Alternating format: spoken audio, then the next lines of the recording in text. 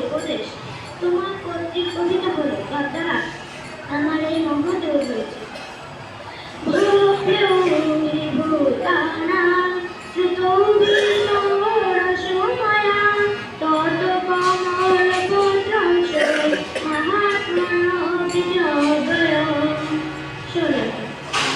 কমল পদ্মাক্ষ পদ্মলোচন, আমি তোমার মতে ভূতগণের উৎপত্তি ও প্রলয় সম্পর্কে বিস্তারিতভাবে শুনেছি।